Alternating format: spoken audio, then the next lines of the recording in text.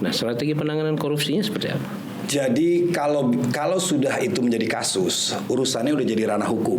Ya, kita percayakan sama lembaga-lembaga yang mengurusin masalah hukumnya. Yang bisa dilakukan oleh pemerintah adalah pencegahan. Ya, sekarang eranya digitalisasi. Semua harus transparan, semua harus berintegritas karena semuanya terbuka. Yang namanya jejak digital tuh nggak akan pernah bisa dihapus. Nah, yang harus diperbaiki adalah mulai dari prosesnya, mulai dari proses pengajuan, baik itu hibah, bansos, termasuk kegiatan-kegiatan pembangunan, ya, sampai pelaksanaan, bagaimana dia dilaporkan bisa secara day to day dan real time, ya, termasuk sehingga kita bisa ngawasin, masyarakat juga bisa ngawasin. Kalau disusun dalam satu kalimat, apa yang Abang bisa janjikan untuk masyarakat Banten?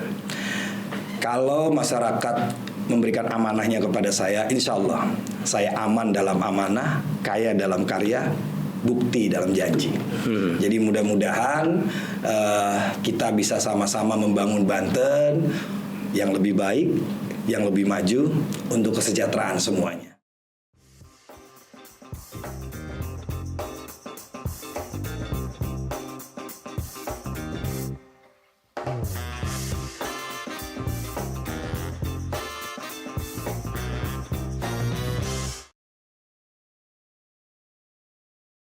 Tamu yang hadir di studio Banten Podcast kali ini adalah Wakil Wali Kota Tangerang 2008-2013 dan 2 periode menjabat sebagai Wali Kota Tangerang. Tentu saja hal ini menunjukkan tingkat kepercayaan yang tinggi masyarakat kepada beliau. Dan tentu saja diskusi kali ini mengiringi optimisme kita, mudah-mudahan pencalonan beliau mampu mengcopy paste keberhasilannya untuk memimpin Banten ke depan.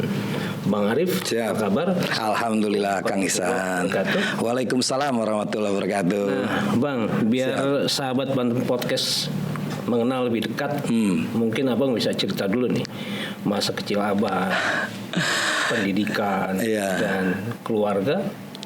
Saya lahir besar di Tangerang, di Karawaci. Di Tangerang sampai SMP, ya, SD TK, SD SMP Tangerang, SMA ke Jakarta. Saya SMA di SMA 8 Jakarta, Bukit Duri. Perjuangan juga tuh. Dulu naik bis, turun di Pancoran, pindah 68 Kopaja, naik 60 Metro Mini. Pokoknya seru jasa dah zaman SMA tuh ya. Habis selesai SMA, saya melanjutkan S1 di Amerika, di Western Michigan University. Dulu ngambilnya Engineering Management. Nah, setelah selesai tahun 2000 saya lulus. Saya dikasih amanah mimpin Sariasi Group. Ya, dulu Sariasi masih 3 ya. Sekarang alhamdulillah Sariasi sudah berkembang jadi 8, terus kepercayaan masyarakat. Nah, 2003 apa kalau nggak salah tuh, saya kuliah lagi di UGM, ngambil Magister Manajemen Rumah Sakit. Ya, terus 2008 saya jadi wakil wali kota sampai 2013. 2013 diminta lanjut ya jadi wali kota sampai 2018, dan 2018 alhamdulillah merupakan kehormatan dipercaya masyarakat lanjut periode sampai 2023. Dan 2021 2022 tuh kita mulai kuliah lagi S3. Ya, ngambil di Universitas Hasanuddin begitu. Nah, alhamdulillah selesai. Saya langsung straight nih. Iya, siap. Sahabat. Pencalonan Bang Arif sebagai calon gubernur Banten. Insyaallah, amin. Abang merasa cocok berpasangan dengan siapa? Kalau saya sebutkan, mudah-mudahan bisa memilih salah satu nama. Wahidin Halim, Airin, kemudian Ratu Ageng Rekawati, atau Rano Karno. Pengennya sih Bang Iksan ya sebenarnya ya. Akademisi, paham bener ilmu komunikasi, bisa komunikasi sama rakyat, kurang apa begitu. Sebenarnya saya belum memikirkan berpasangan sama siapa ya, karena kita pengalaman mengikuti proses pemilu kada ya, itu menemukan apa namanya, besti yang satu visi, satu misi, yang tentunya saling melengkapi, bisa bekerja sama-sama bekerja. Itu butuh waktu, butuh proses. Ya, nggak cuman ditentukan secara pribadi. Kalau menurut saya, kita juga harus mendengar keinginan masyarakat, ya, dan juga ada pertimbangan partai-partai politik, begitu. Jadi biarlah waktu yang menentukan, yang pastinya akan indah pada waktunya. Tapi waktu pendaftaran sebentar lagi, Bang. Ada teropongan? Belum. Karena gini, saya pengalaman ya. 2008 saya jadi wakil wali kota. Itu saya 3 hari sebelum deklarasi dihubungi Pak Wahidin, diminta menjadi wakilnya beliau. 2013 ya. Besok saya harus memutuskan memberikan nama di DPP nih. 1 hari sebelumnya saya ngubungin Pak Sarudin begitu. Jadi apa ya? Ya, saya bersyukur, alhamdulillah Allah pertemukan saya dengan partner-partner yang memang saling bisa melengkapi untuk mengelola tanggung jawab yang besar ya, mengelola suatu daerah di Kota Tangerang khususnya. Nah, ini pun begitu. Jadi kalau menurut saya mengalir aja sih kita proses ta'arufnya. Mungkin saya minta bocoran dari Kang Iksan ya. Kira-kira yang pantas siapa ya? Begitu. Nah, Bang, dari nama-nama yang saya sebut, apa sih kelebihan Abang dibanding mereka? Saya nggak paham ya. Saya nggak pernah menilai orang lain karena saya sendiri secara pribadi juga pastinya masih punya banyak kekurangan ya. Tapi dari 15 tahun pengalaman, saya coba semakin mengenal diri saya, karena saya berkeyakinan tuh siapa yang kenal dirinya akan kenal Tuhan. Itu ada diskusi yang saya pegang. Jadi daripada mikirin orang lain, mendingan saya pikirin diri saya. Mungkin karena latar belakang saya di swasta, saya sebagai pengusaha dan pekerja ya, saya bukan orang politik begitu, sehingga semangat saya hanya berdedikasi dan bekerja.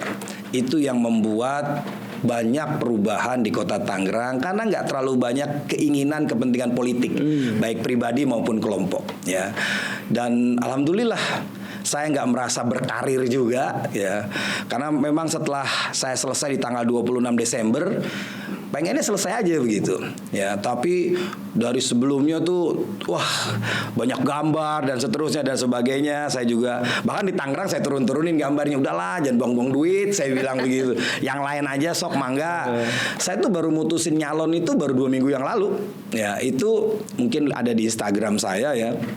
Itu karena ada beberapa kasepuhan datang ke orang tua saya nanya, gimana Mas, kamu mau lanjut apa enggak ya. Saya bilang ya udahlah mah, ini anak-anak udah mulai besar, rasanya ya Allah mudah-mudahan punya rencana yang terbaik. Kita hanya ingin bermanfaat, bermaslahat. Jadi selama kemarin tuh saya jadi marbotnya FSPP, ngurusin gerah santri, bantu-bantu Basnas ya kan, terus ngurus pesantren karena keluarga sekarang bangun pesantren, ada rumah sakit dan seterusnya. Dan malah ditegur sama beliau.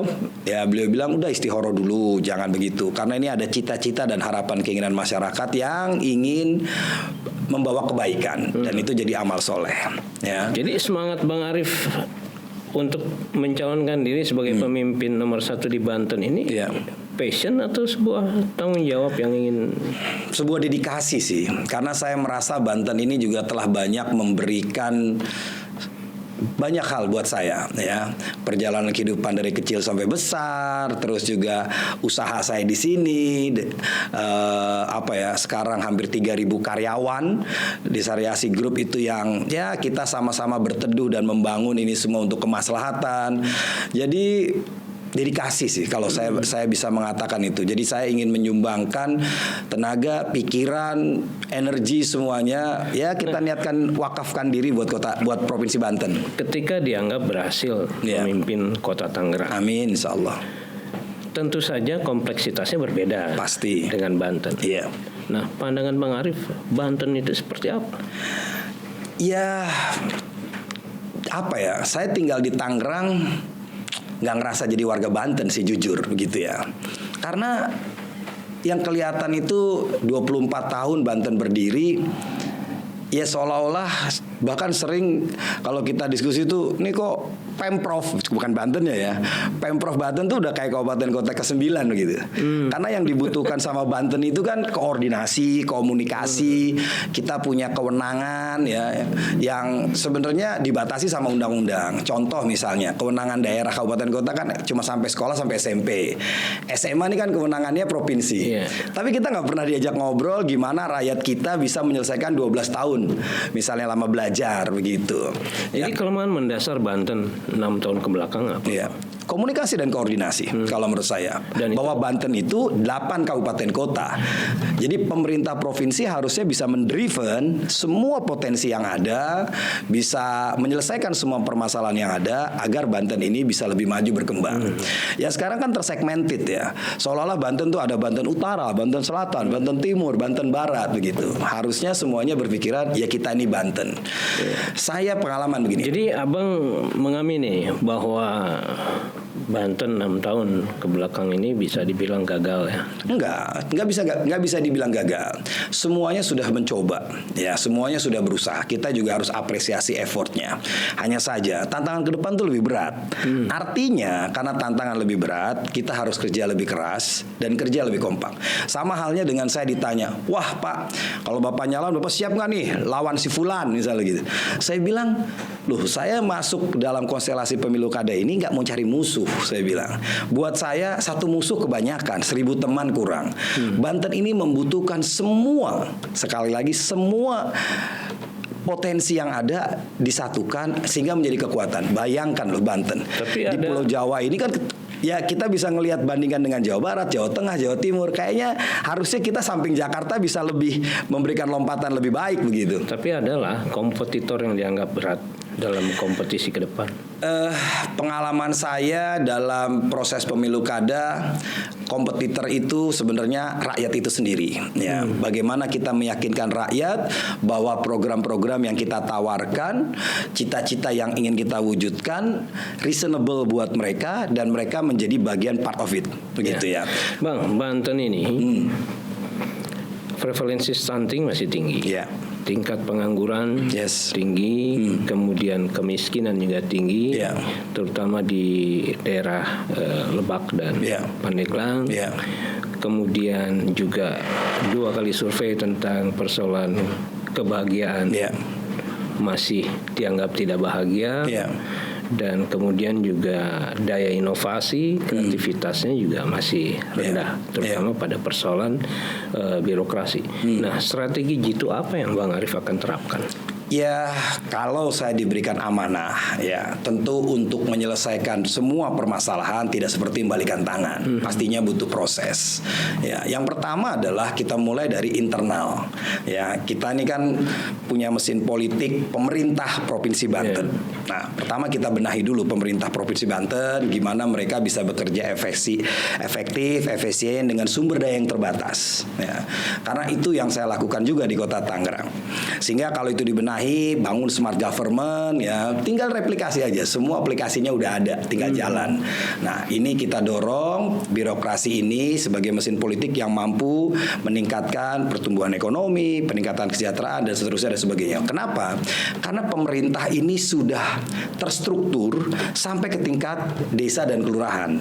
Ya, walaupun desa kelurahan ada di kabupaten kota, tapi undang-undang pemerintahan kita tuh tegak lurus dari mulai pemerintah pusat, pemerintah provinsi sampai pemerintah daerah. Nah, makanya untuk itu semua harus dilibatkan, ya. Semua harus berperan. Pemerintah provinsi lah yang harus mampu memimpin itu semua, berkoordinasi dan berkomunikasi dengan efektif.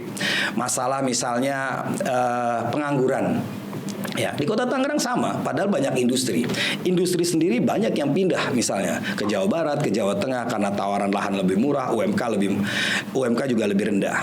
Nah, yang ditawarkan di sana adalah kita memberikan insentif, misalnya PBB-nya diturunin supaya beban operasional OPEX dia juga nggak terlalu berat sehingga mereka tetap stay. Ya, ditambah lagi kita perlu ngobrol nih. Masalah pengangguran ini kan masalahnya adalah sebenarnya banyak lulusan dari masyarakat ini yang nggak keterima di lapangan kerja. Masalahnya apa? Link and match, begitu. Nah, jadi perlu dipertemukan dengan dunia usaha apa yang dibutuhkan sehingga dunia pendidikan bisa mensuplai. Dan kendala yang paling besar sih yang saya rasakan ya adalah kurangnya skill. Ya, jadi seolah-olah pendidikan itu sekarang jadi industrialisasi, nyari murid sebanyak-banyaknya, nyari mahasiswa sebanyak-banyaknya, lulus ya urusan nyari kerjaan, ya urusan kamu bukan urusan kita. Waktu saya di Amerika, ya saya itu ada satu kelas khusus, ya itu diajarkan cara mencari kerja, cara wawancara, cara komunikasi, cara ngeplay pekerjaan dan seterusnya dan sebagainya. Saya nggak tahu rasanya sih kalau saya lihat teman-teman yang kuliah di sini, ya dia seolah-olah harus bisa sendiri tuh bikin CV, bikin wawancara. Padahal makanya ilmu komunikasi itu penting gitu. Kalau perlu semua fakultas ada pelajaran ilmu komunikasi misalnya. Nah, dan saya merasakan kan Banten ini 12 juta jiwa ya dengan punya permasalahan sosial yang tinggi. Makanya kita punya kantor desa dan kelurahan, kantor kecamatan yang bisa diberdayakan juga sebagai apa? Balai-balai latihan kerja. Jadi supaya kalau bikin balai latihan kerja terpusat itu biayanya mahal. Ya. Tapi kalau kita jadikan di lingkungan, ya kita kirim tenaga-tenaga pelatihnya ke desa-desa, ke kelurahan sesuai dengan kebutuhan dia, ya seharusnya itu bisa lebih murah dan bisa membuka lapangan kerja. Misal di kawasan selatan ada pertanian, ada perkebunan, ada pariwisata, buatlah pelatihan-pelatihan sesuai yang dibutuhkan sama mereka, begitu kan? Jangan orang di situnya wilayah perkebunan pertanian yang dilatih administrasi kantor, gitu kan? Mau ngetikin apa, gitu? Dikasih konten kreator itu masalah pengangguran yang kita bisa atasi bersama. Dan juga kalau menurut saya rangkul semua industri supaya industri itu juga berkomunikasi dengan pemerintah dan dunia pendidikan skill-skill apa yang dia butuhkan, karena itu yang kita lakukan di sana. Dan kita wajibkan semua industri harus posting semua lapangan kerjanya secara online terintegrasi. Jadi nggak posting sendiri-sendiri, semua lewat satu pintu sehingga nanti masyarakat sekitar masyarakat Banten bisa melihat semua potensi lowongan kerja yang ada. Masalah kemiskinan ya itu juga harus diatasi ya. Kita menyelesaikan masalah kemiskinan, investasi yang harus dilakukan oleh pemerintah jangka panjang adalah pendidikan ya. Karena hanya dengan pendidikan mereka paham bahwa kalau mereka nggak bekerja, mereka nggak bisa memenuhi kehidupannya, udah susah makin ngeblangsang. Nah, tapi kita juga harus bantu. Di Tangerang itu saya bisa melakukan bedah rumah sampai 8.200 unit. Jadi rumah-rumah tidak layak kita bantu. Dulu saya petakan di awal ya bahwa rumah yang tidak layak ini ada 4.000. Dalam perjalanannya bertambah. Tapi 4.000 itu dihitung. Awal mulanya 80 juta anggarannya. Lah kalau 80 juta kali 4.000 320 miliar, duit dari mana? Nah, karena kita melihat sekarang teknologi berkembang, saya dulu browsing di Google, di YouTube ada teknologi rumah sederhana namanya Domus 21 juta. Ya udah kita berikan 20 juta. Ternyata swadaya masyarakat pun ikut urunan sehingga ya 8.200 rumah sekarang sudah terbangun. Terus juga masalah kesehatannya. Ya, di Kota Tangerang semua harus punya jaminan kesehatan karena itu juga undang-undang tentang fasilitas kesehatan. Makanya asal mau di kelas 3 kita biayai begitu. Nah, ini juga kita harus menghitung. Sebenarnya potensi APBD Provinsi Banten 11,8 triliun. Jumlah yang nggak sedikit, tapi juga ya nggak cukup rasanya untuk ngurusin semua masalah kalau fokusnya hanya APBD Provinsi Banten. Tapi kita punya APBD kabupaten kota lainnya yang jumlahnya hampir 30 triliun ya. Nah, ini kalau digabungkan harusnya 40 triliun kan jadi sesuatu, nggak cuma jadi Banten International Stadium begitu ya kan. Karena di Kota Tangerang tiap tahun ada fasilitas baru, ada sarana baru, ada angkutan umum, bus tayo, terus ada penerangan jalan dibangunkan, sekolah dibiayain, kesehatan dibayarin. Jadi ini yang harusnya dirasakan masyarakat. Sehingga kalau kebutuhan dasarnya bisa terpenuhi, ya rasanya harusnya masyarakat bisa sejahtera dan akhirnya dia bahagia. Ini saya agak terusik dikit loh. Siap. Ketika Abang bicara integrasi pembangunan dengan APBD yang begitu besar ya digabungkan 8 kabupaten kota. Atau ketika Abang menjabat tidak memindahkan RKUD ke Bank Banten, ini hanya betul hanya selingan saja. Iya, betul. Gimana itu komentar Abang? Iya, jadi begini ya. untuk memindahkan kas daerah ke Bank Banten perlu persiapan. Bahkan terakhir ketika saya menjabat, saya tanya kesiapannya. Kenapa? Karena di Kota Tangerang tidak cuma urusan pemerintahan, banyak urusan eksternal. Contoh, kita memberikan insentif kepada 22.000 tenaga pengajar. Nah, saya tanya mereka, sistemnya seperti apa? Ya Pak, nanti kita coba manualkan dulu. Ini kan urusan hajat hidup orang banyak. Artinya Bank Banten yang tidak siap. Bank Bantennya belum siap. Nah, sekarang seiring perjalanan waktu, mereka sudah bebenah, ya kan? Karena kan dulu masih, kalau kita lihat di media juga, mereka masih bermasalah dengan kredit macet dan seterusnya dan sebagainya. Dan punya presiden yang kurang baik juga tuh Bank Banten waktu itu, ketika kita dapat ada dana dari provinsi yang nggak cair ke daerah. Nah, sehingga itu jadi momok. Nah, maka seiring perbaikan jalan, kalau yang terakhir saya dengar ya, sekarang ini sudah mulai lebih baik dan lebih profesional penataannya. Jadi mungkin ke depan ya memang harus disatukan. Nah, gitu. Bang, wajah birokrasi seperti apa yang Abang bisa gambarkan ketika Abang memimpin? Iya. Karena sampai sekarang birokrasi itu masih menjadi sebuah persoalan bagi akselerasi pembangunan. Betul. Apalagi isunya juga kurang sedap. Selalu saja ada pembelahan. Terakhir misalkan ada orang Andika, ada orang WH. Apakah nanti Abang begitu jadi juga akan memboyong semua orang Tangerang menjadi sebuah gerbong tersendiri di birokrasi di Banten? Seharusnya mereka sadar dan paham betul.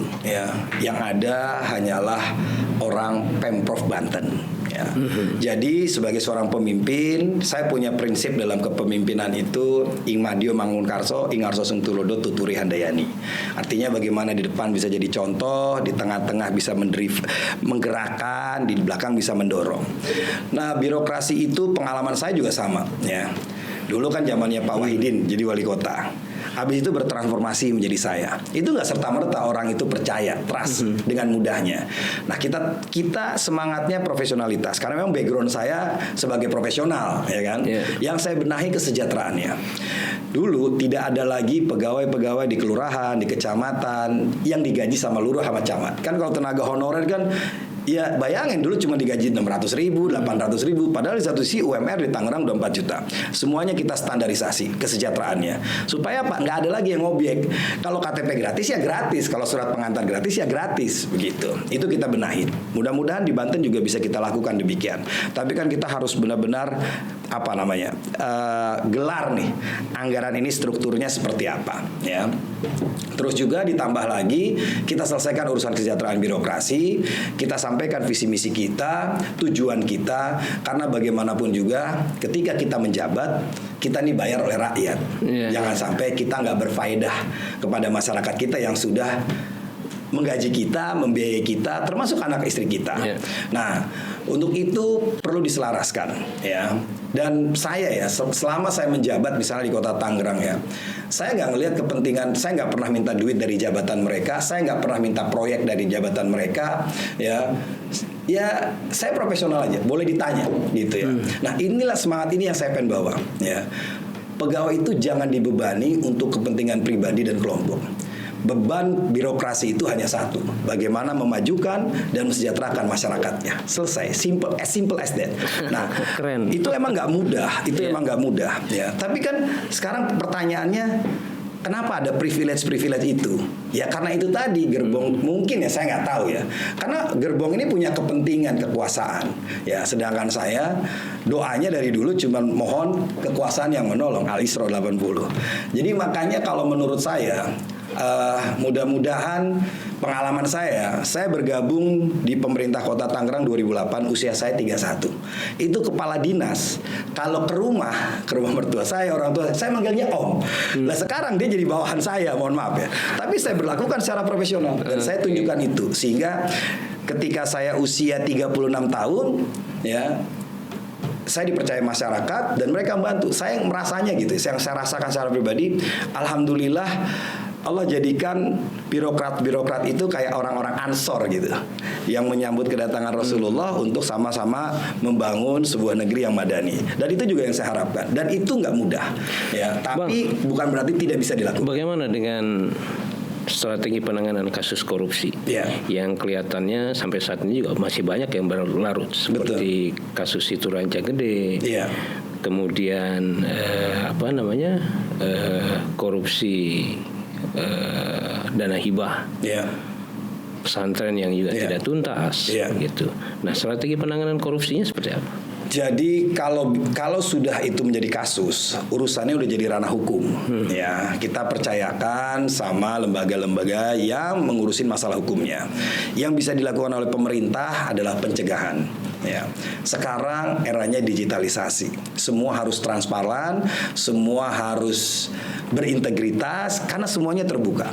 Yang namanya jejak digital tuh nggak akan pernah bisa dihapus. Nah, yang harus diperbaiki adalah mulai dari prosesnya, mulai dari proses pengajuan, baik itu hibah, bansos, termasuk kegiatan-kegiatan pembangunan, ya, sampai pelaksanaan, bagaimana dia dilaporkan bisa secara day to day dan real time, ya, termasuk sehingga kita bisa ngawasin, masyarakat juga bisa ngawasin. Kalaupun ada masalah korupsi, urusannya kembali jadi oknum. Tapi kita harus bisa membangun sistem yang baik, ya, supaya mereka tidak punya budaya koruptif tadi, dia punya integritas. Maka kalau menurut saya, pertama yang dilakukan selesaikan dulu urusan kebutuhan pegawainya, gitu. Walaupun ya berapapun yang dibiayain, ya kalau gaya hidup dia nggak berubah, keluarganya juga nggak mendukung, nggak akan pernah selesai. Ya. Tapi yang terjadi di Kota Tangerang, kita juga alami nih, kok ada yang begini tetap nakal. Ya akhirnya peraturan kepegawaian yang berlaku. Kalau dia bermasalah diberikan peringatan 1, 2, nggak ikut juga, ya ketiga sikap gitu. Saya nggak pernah mentolerir kepada hal-hal yang mau melanggar aturan. Ya. Jadi saya selama menjabat dan kalaupun diberikan amanah, insya Allah saya posisikan diri saya supaya bisa berdiri tegak lurus untuk kepentingan yang lebih besar. Ya, jadi saya nggak pernah punya beban. Pernah ada misalnya ya orang tertentu begitu dengan kedudukannya yang sangat tinggi, ya punya kepentingan. Ya saya bilang ya latar belakangnya apa, bagaimana. Kalau bermasalah ya nggak bisa gitu. Padahal tuh pindah dari satu institusi ke tempat kita gitu. Kita lakukan background check. Ya, jadi nggak sesederhana itu. Ada tolonglah, nggak bisa. Kalau disusun dalam satu kalimat, apa yang abang bisa janjikan untuk masyarakat Banten? Kalau masyarakat memberikan amanahnya kepada saya, insya Allah saya aman dalam amanah, kaya dalam karya, bukti dalam janji. Jadi mudah-mudahan kita bisa sama-sama membangun Banten yang lebih baik, yang lebih maju untuk kesejahteraan semuanya. Begitu. Nah, abang melihat masyarakat percaya pada gagasan atau saweran yang akan diberikan? Gini, kita harus realistis juga ya. Kan bagaimanapun juga proses demokrasi dari waktu ke waktu berubah. Ya. Bahkan ada yang mengatakan, misalnya proses pemilu legislatif kemarin 2024 adalah yang terburuk gitu. Kenapa? Karena salah satunya masyarakat pragmatis. Tapi biasanya masyarakat yang pragmatis itu terjadi karena dia tidak merasakan pembangunannya, gitu. Sehingga saya juga nggak dapat apa-apa, nggak nerima apa-apa. Udahlah, terima yang pasti-pasti aja di awal, begitu kan? Dalam konteks realistis tadi. Ya betul. Nah, abang udah siapkan berapa untuk menyebar saweran? Saya akan siapkan 11,8 triliun APBD itu untuk menyentuh rakyat Banten. Jadi pengalaman yang ada gitu ya, kan nggak semuanya masyarakat seperti itu. Ya, banyak juga masyarakat intelektual yang memang paham dan betul dan mengerti apa yang dibutuhkan. Ya, termasuk Kang Ihsan sebagai seorang akademisi, misalnya seorang wartawan gitu kan, tahu paham betul. Nah, maka kampanye kita ya, hal itu kalau menurut saya yang harus dilakukan adalah bagaimana mempersuasif masyarakat, menjelaskan bahwa yang dipilih pemimpin ini untuk kemaslahatan 5 tahun ke depan. Ya, yang namanya politik pasti ada biaya. Ya. Selama 3 kali ikut pemilu kada, ya, saya niatkan biaya politik itu sebagai infak kepada masyarakat. Jadi saya nggak pernah nuntut balik dan seterusnya dan sebagainya. Ya, dan alhamdulillah tuh saya berkah aja. pertanyaannya akhirnya saya perjelas nih Bang. Iya. Infak politik per orang yang Abang berikan berapa? Saya nggak pernah ngasih orang per orang. Oh, gitu. Saya nggak pernah ngasih orang per orang. Jadi selama saya jabat di Kota Tangerang, boleh ditanya. Termasuk ya ketika 2018 kota kosong, karena subhanallah kepuasan masyarakat Kota Tangerang 2018 itu di angka 87%. Nah, jadi partai-partai itu juga melihat ya udah bergabung aja, dan itu alhamdulillah menjadi satu kekuatan yang akhirnya dari 2018 ke 2023 kita lebih banyak bisa berbuat untuk kepentingan masyarakat. Bang, begitu. Udah ada potensi koalisi partai mana yang akan mengusung? Saya sih berharapnya semua partai bisa berkoalisi bersama, ya. Tapi kembali kepada realita politik pada akhirnya. Makanya kenapa saya jajaki semua partai, ya, baik yang membuka pendaftaran maupun yang tidak buka pendaftaran. Kenapa? Karena begitu kompleksitasnya masalah di Banten yang memerlukan semuanya menjadi kekuatan, bukan semuanya saling melemahkan. Yeah. Jadi ya kita lihat, semoga akan indah pada waktunya.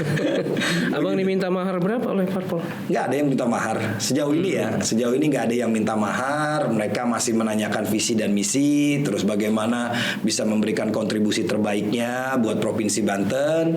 Jadi ya semuanya berjalan lah, mengalir gitu ya. Sudah survei internal juga Bang? Belum, kan saya baru 2 minggu yang lalu deklarasi. Jadi insya Allah kita akan survei di awal Juni. Setelah 1 bulan kita bersosialisasi dan terus akan kita evaluasi agar masyarakat yakin untuk bisa memberikan amanahnya kepada saya. Karena buat saya suara rakyat suara Tuhan. Nah, begitu. Bang, saya mau nanya terakhir ya. Prediksi Abang berapa pasang yang akan berkompetisi di Pilgub Banten ini? Saya belum tahu sih. Ya, kalau ngelihat figur-figur ini kan beliau-beliau ini semua putra-putri daerah terbaik. Ya. Nah, makanya mudah-mudahan kan yang punya perahu ini kan partai. Ya, mudah-mudahan partai-partai ini bisa ikut menilai, mengevaluasi, karena suara partai ini diadakan di dalam demokrasi ini kan menjadi representasi suara masyarakat. Ya, siapa-siapa yang bisa mencalonkan diri. Kalau saya berharapnya ya mudah-mudahan 1 pasang begitu. Tapi realitanya kan belum tentu, ya kan? Karena ini jagoan semua nih. Iya. Dan itu bagus buat saya. Sampai terakhir kemarin misalnya saya ngobrol sama Bang Rano gitu kan, saya nanya karena isunya dia nggak mencalonkan diri. Begitu saya tanya Bang Rano ngobrol, ya dia mempertimbangkan untuk kepentingan Banten misalnya begitu ya, karena dia juga pernah menjabat menjalankan pemerintahan ini, dia masih punya cita-cita yang baik ya untuk ingin dia amanahnya juga kita harus majukan Banten, kita harus sejahterakan Banten. Jadi ya memang itu sih, kalau saya sebagai rakyat Banten pun ya, terlepas dari siapapun amanah yang nanti diberikan oleh masyarakat, saya hanya ingin merasakan menjadi warga Banten yang dicintai dan membanggakan. Begitu. Nah Bang, gimana kalau kemudian Abang akan berhadapan dengan WH, dengan Airin, dengan Rano Karno? Apakah kompetisi itu akan Abang anggap sesuatu yang serius? Saya itu ketika awal mengatakan bismillah, ikrar ingin mencalonkan diri menjadi gubernur, dari titik awal saya udah serius, gitu ya. Jadi nggak ada yang saya kerjakan secara tidak sungguh-sungguh atau main-main. Jadi kalau buat saya ketika kita harus berhadapan, ya itu menjadi sebuah media yang sangat positif, terutama untuk kepentingan rakyat, supaya masyarakat menilai nih. Ya, misalnya Pak Wahidin punya track record pernah jadi gubernur, apa sih yang sudah beliau lakukan, begitu misalnya ya. Bu Airin punya track record di Tangsel, ya kan 10 tahun. Saya punya track record 15 tahun di Kota Tangerang. Apa sih? Nah, saya berharap sebenarnya masyarakat itu benar-benar melakukan background check secara menyeluruh. Ya. Termasuk juga siapa lagi tadi, misalnya Pak Dimyati, misalnya begitu. Sama nih. Nah, jadi masyarakat tuh kita ini sudah 24 tahun Banten ini berdiri. Ya, jangan sampai masyarakat kita hanya untuk kepentingan kekuasaan, ya, kepentingan kelompok, akhirnya masyarakat kita sengaja dibikin bodoh. Udahlah, nanti udah nggak perlu tahu dia latar belakang ini, terima aja sekian. Ya, itu kan pembodohan. Makanya saya apresiasi nih sama grupnya CTV, GPN, ya, karena mengeksplor seperti ini supaya masyarakat nggak beli kucing dalam karung sebenarnya. Mudah-mudahan teman-teman media yang lain bisa ngikutin langkah cerdas dari teman-teman di sini gitu. Nah, Bang, di ujung waktu. Siap. Saya ingin Abang meyakinkan, ya, terutama untuk sahabat Banten Podcast, siap, bahwa Abang adalah salah satu calon yang terbaik. Insyaallah. Bahkan kalau sudah punya yel-yel, Bang, biar bisa diperkenalkan juga. Siap, Kang Ihsan. Ya, baik, terima kasih kepada seluruh masyarakat Banten yang saya cintai. 24 tahun Banten ini sudah berdiri dengan berbagai potensi yang kita miliki, ya. Banten harus maju, Banten harus sejahtera. Tidak ada yang tidak mungkin. Perjalanan 24 tahun harus menjadi pengalaman yang baik untuk bagaimana kita membangun Banten yang lebih maju dan lebih sejahtera. Kita selesaikan semua permasalahan yang ada, karena itu bukan masalah tapi sebuah tantangan, dan kita yakin setiap kesulitan pasti ada kemudahan. Fa inna ma'al usri yusra wa inna ma'al usri yusra. Dan saya juga punya keyakinan ketika semua masyarakat Banten berusaha keras, ikhlas, manjada wajada. Dengan kesungguhan kita, mudah-mudahan Allah ridho, kita bersama wujudkan Banten yang maju dan sejahtera. Terima kasih. Wassalamualaikum warahmatullahi wabarakatuh. Waalaikumsalam warahmatullahi wabarakatuh. Terima kasih, Kang Ihsan. Sahabat Banten Podcast, saya merasa bahwa percakapan ini adalah percakapan yang substantif, dan saya yakin Bang Arif akan menjadi salah satu calon yang akan Anda pertimbangkan untuk Anda pilih. Terima kasih. Assalamualaikum warahmatullahi wabarakatuh.